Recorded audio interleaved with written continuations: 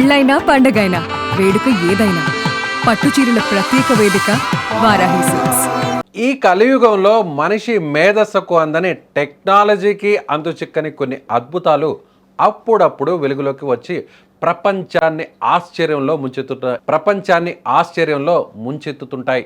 సాధారణంగా ఒక రైతు తన పొలంలో బోరు వేయించాలంటే 2 మార్గాలు అనుసరిస్తాడు. ఒకటి, పురాతన పద్ధతిలో కొబ్బరికాయ పట్టుకొని నీటి జాడలను వెతకడం. రెండవది, ఆధునిక జియాలజిస్టులను పిలిపించి కంప్యూటర్ పరికరాల ద్వారా భూగర్భంలో జలాలు ఎక్కడ ఉన్నాయో గుర్తించడం. కానీ ఇప్పుడు మనం చెప్పుకోబోయే వార్త వింటే మీరు ముక్కున వేలు వేసుకుంటారు. ఎందుకంటే ఇక్కడ నీటి చుక్కను గుర్తించేది కొబ్బరికాయ కాదు, కంప్యూటర్ అంతకంటే కాదు, సాక్షాత్తు ఒక ఎద్దు. అవును, మీరు విన్నది నిజమే. ఒక మూగజీవి తన కాళ్లతో నేలను తాకి పాతాళ గంగ ఎక్కడుందో ఇట్టే చెప్పేస్తుంది. చిత్తూరు జిల్లా వీకోట మండలంలోని తెట్టు గ్రామంలో చోటు చేసుకున్న ఈ అద్భుతం ఇప్పుడు 3 రాష్ట్రాల రైతులను ఆకర్షిస్తోంది. చిత్తూరు జిల్లాలో తెట్టు గ్రామానికి చెందిన ఒక రైతు తన పొలంలో సాగునీటి కోసం విశ్వ ప్రయత్నాలు చేశాడు. ఒకటా రెండా, ఏకంగా 6 బోర్లు వేయించిన చుక్క నీరు కనిపించలేదు. పెట్టిన పెట్టుబడి అంతా భూస్థాపితం అయిపోవడంతో ఏం చేయాలో తెలియక దిక్కుతోచని స్థితిలో ఉన్నాడు ఆ రైతు. సరిగ్గా అదే సమయంలో ఇన్స్టాగ్రామ్ రీల్స్ చూస్తుండగా కర్ణాటక రాష్ట్రం చిక్మంగళూరుకు చెందిన శరణ్య అనే ఎద్దు గురించి తెలుసుకున్నాడు. ఆ ఎద్దుకు నీటి జాడను కనిపెట్టే అద్భుత శక్తి ఉందని తెలిసి ఎలాగైనా ఆ ఎద్దును తన పొలానికి తీసుకురావాలని నిశ్చయించుకున్నాడు. వెంటనే కర్ణాటక వెళ్ళి ఆ ఎద్దు యజమానులను సంప్రదించి సుదూర ప్రాంతం నుండి ఆ గిత్తను ఆంధ్రప్రదేశ్కు తీసుకువచ్చాడు. ఈ వార్త తెలియగానే చుట్టుపక్కల గ్రామాల ప్రజలు తండోపతండాలుగా అక్కడికి తరలివచ్చారు. అక్కడ జరిగిన విన్యాసాలు చూసి గ్రామస్తులంతా నోరెళ్లబెట్టారు. ఆ ఎద్దు పొలంలోకి వదిలితే అది అటు ఇటు తిరుగుతూ ఎక్కడైతే నీటి నిల్వలు ఉంటాయని భావిస్తుందో అక్కడ అది మూత్ర విసర్జన చేస్తుంది. అలా గంజరం పోసిన చోట ఖచ్చితంగా నీళ్లు పడతాయని భక్తుల నమ్మకం.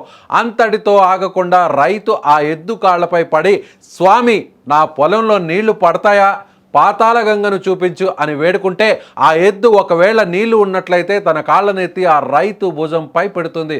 విశేషం ఏమిటంటే భూమి లోపల ఎన్ని వందల అడుగుల లోతులో నీళ్లు ఉన్నాయో కూడా ఆ ఎద్దు సూచిస్తుందని గ్రామస్తులు చెబుతున్నారు. ప్రతి 100 అడుగులకు ఒకసారి తన కాలును రైతుపై పెడుతూ లెక్క చెబుతోంది. ఒకవేళ ఆ ప్రాంతంలో నీళ్లు లేకపోతే రైతు ఎంత బ్రతిమాలినా ఆ ఎద్దు కాలు తీసి అతనిపై పెట్టదు. ఇది చూస్తుంటే సైన్స్కు కూడా ఏదో అందని ఒక దైవిక శక్తి ఆ ఎద్దులో ఉందని స్థానికులు బలంగా నమ్ముతున్నారు. మరి ఆశ్చర్యకరమైన విషయం ఏంటంటే బోరు పాయింట్ నిర్ణయించిన తర్వాత బోరు బండి వచ్చి డ్రిల్లింగ్ మొదలుపెట్టే సమయం నుండి నీళ్లు పడే వరకు ఆ ఎద్దు అక్కడే కాపలాగా ఉంటుంది. పూజా కార్యక్రమాలు ముగిసి భూమి పొరల నుండి గంగమ్మ ఉప్పొంగిన తర్వాతే ఆ ఎద్దు అక్కడి నుండి కదులుతుంది. నీళ్లు వచ్చిన ఆనందంలో ఉన్న రైతును ఆ బోరు దగ్గరే కూర్చోబెట్టి తన నోటితో పాతాళ గంగను తాకి ఆ రైతును ఆశీర్వదించి మరీ అక్కడి నుంచి వెళ్తుంది. ఈ అద్భుతమైన దృశ్యాన్ని చూసిన జనం భక్తితో పులకరించిపోతున్నారు. ఇప్పుడు ఈ ఎద్దు వార్త సోషల్ మీడియాలో దావాగ్నిలా వ్యాపించడంతో తమిళనాడు, కర్ణాటక మరియు ఇప్పుడు ఆంధ్ర రాష్ట్రాల నుండి వందలాది మంది రైతులు ఆ ఎద్దు యజమానికి ఫోన్లు చేస్తున్నారు. తమ పొలాల్లో కూడా బోరు పాయింట్ పెట్టాలని కోరుతున్నారు. కలియుగంలో ఇలాంటి వింతలు జరగడం చూస్తుంటే ప్రకృతి శక్తులు మూగజీవాల రూపంలో రైతులకు అండగా నిలుస్తున్నాయనిపిస్తుంది. టెక్నాలజీ ఫెయిల్ అయిన చోట ఒక గిత్త గంగమ్మ జాడను పట్టుకోవడం నిజంగా ఆశ్చర్యమే కదా. మీకేమనిపిస్తుంది? నిజంగా మీ ప్రాంతంలో ఇలాంటి అదృశ్యకరమైనటువంటి శక్తుల ప్రభావంతో ఇప్పటి నుంచో అనాదిగా వస్తున్నటువంటి ఆచారాల వల్ల సైన్స్కి టెక్నాలజీకి కూడా అందనటువంటి మంచి విషయాలు ఏమైనా జరుగుతున్నాయా? అయితే కామెంట్ బాక్స్లో అలాంటి విషయాల్ని ఖచ్చితంగా తెలియచేయండి. మాది చిత్తూరు జిల్లా వీకోట మండలం గోనమగలపల్లి పంచాయతీ తెట్టు గ్రామం. స్టార్టింగ్లో మాది అంతా 10 బోర్లు దాకా పెళ్ళి అయిపోయినాయి. అందరూ టెంకాయల్లో పెట్టినారు, కమ్మీల్లో పెట్టినారు, అంతా తెలిసిన వాళ్ళు ఒక తెర పెట్టినారు. ఇన్స్టాగ్రామ్ మేము చూసి ఆనందాన్ని తెర బోర్ పాయింట్ చేస్తున్నారు అనేసి సరైన అనేసి ఎవరో రీల్ మాకు ఫార్వర్డ్ చేసినారు. ఆ రీల్ చూసేసి మేము కరెక్ట్గా 2 ఏళ్ళ ముందు నైట్ 2 గంటలకి దేవస్థానం పెట్టిపోయినాం. అంటే దేవస్థానం ఆ రోజు ఓపెన్ ఉంటుంది ఏమని కూడా మాకు ఐడియా లేదు. డైరెక్ట్ దేవస్థానానికి పోయినాము. ఆనందాన్ని ఆంధ్ర నుంచి వచ్చినారు అనేసి 400 కిలోమీటర్లు ఇంత దూరం నుంచి వచ్చినారనేసి ఆనందాన్ని మాకు చాలా చెప్పినాడు, ధైర్యం చెప్పినాడు. నీళ్ళు వచ్చినాయి, మాకు ఫుల్ ఆనందము, ఫుల్ ఖుషిగా ఉంది. మనము గవర్నమెంట్ వాళ్ళనే తెప్పించుకోవచ్చు కానీ శరణ్య వచ్చేసి చాలా కష్టం. 2 సంవత్సరాల నుంచి పోరాడుతున్నాము. శరణ్యకి మనసులో అంటున్నారు వాళ్ళు, ఆడిపోయి దేవుని నడుకోవాలి, దేవు పూజిస్తేనే మనకు అంత మంచిది అయ్యేది. మన గవర్నమెంట్ వాళ్ళు ఎవరు కావాలన్నా రిక్వెస్ట్ చేస్తే వస్తారు. శరణ్య వచ్చేసి చాలా కష్టం. మనము కొన్ని దినాలు ఓపుకునేలా, ఆనందానికి టైం ఇవ్వాల.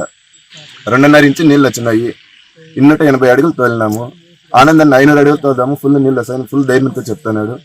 అందరికీ నమస్కారం.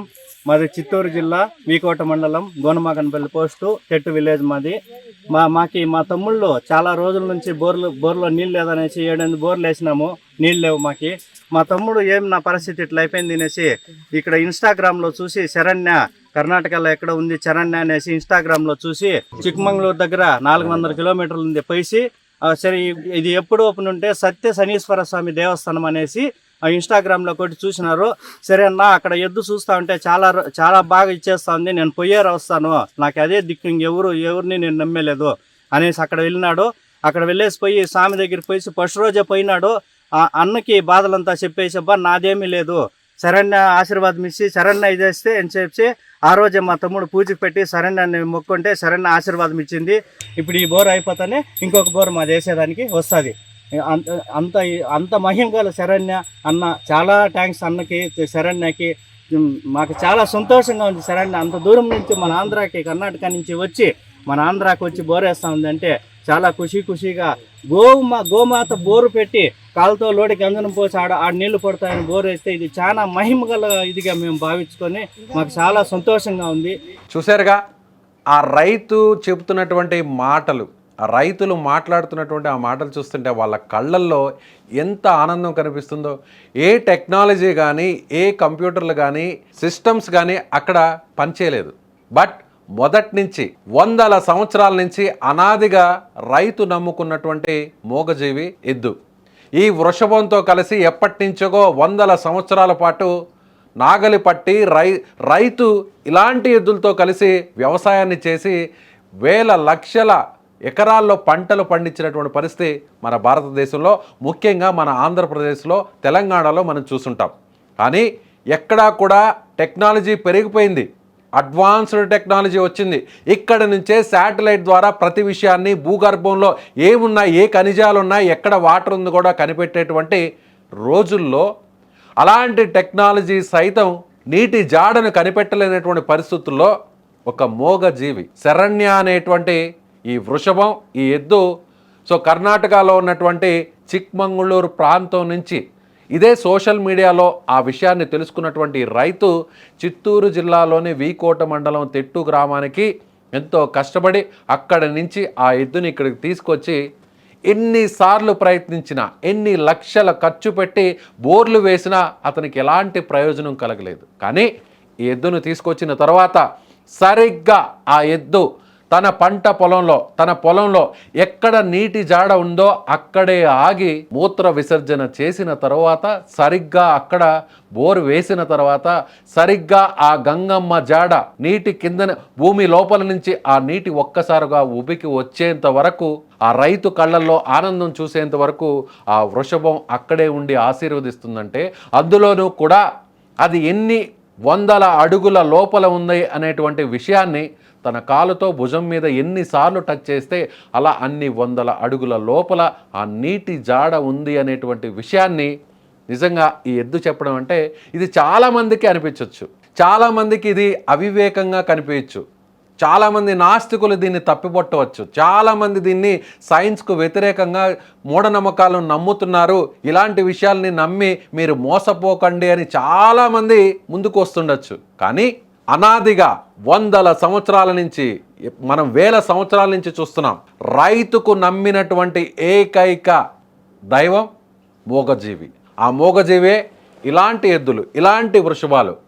ఎవరిని నమ్ముకున్న పైనున్నటువంటి ఆకాశాన్ని, ఆ దేవుణ్ణి నమ్ముకునేటువంటి రైతు తన కష్టంతో పాటు ఇలాంటి మూగజీవాలను నమ్ముకొని ఇప్పటి వరకు కూడా 100 ఏళ్ల పాటు ఇలా వ్యవసాయాన్ని సుభిక్షంగా చేసి లక్షల ఎకరాలలో ఇలా 100 సంవత్సరాల పాటు ఎంతో సుభిక్షంగా పంటలు పండించినటువంటి విషయాన్ని మనకు తెలిసిందే. అంటే ఇప్పటికీ సైన్స్కి టెక్నాలజీ కంటే కూడా మన భారతీయ సంస్కృతి విధానంలో, మన వ్యవసాయ పద్ధతులను ఆచరించేటువంటి విధానంలో పాత పద్ధతులు ఇప్పటికీ కూడా ఎంత పర్ఫెక్ట్గా ఉన్నాయో, సైన్స్ కూడా అందని విధంగా ఎంత యాజ్ ఇట్ ఈజ్గా యాక్యురేట్గా చెప్తున్నాయో అనేటువంటి విషయాన్ని ఈ వృషభాన్ని ఇక్కడ ఈ వార్తను చూస్తే మనకి చాలా స్పష్టంగా అర్థమవుతుంది. ఇలాంటి ఇన్సిడెంట్స్ ప్రతి చోట ఎక్కడో దగ్గర జరుగుతూనే ఉంటాయి. మీకు ఎప్పుడైనా ఇలాంటి ఇన్సిడెంట్స్ జరిగితే, ఇలా ఎద్దు ద్వారా నీటి జాడని మీరు ఎప్పుడైనా కనిపెట్టి ఉంటే ఆ ప్లేస్ని, ఆ ఏరియాని కామెంట్ బాక్స్లో మీరు కూడా తెలియచేయండి. Thank you.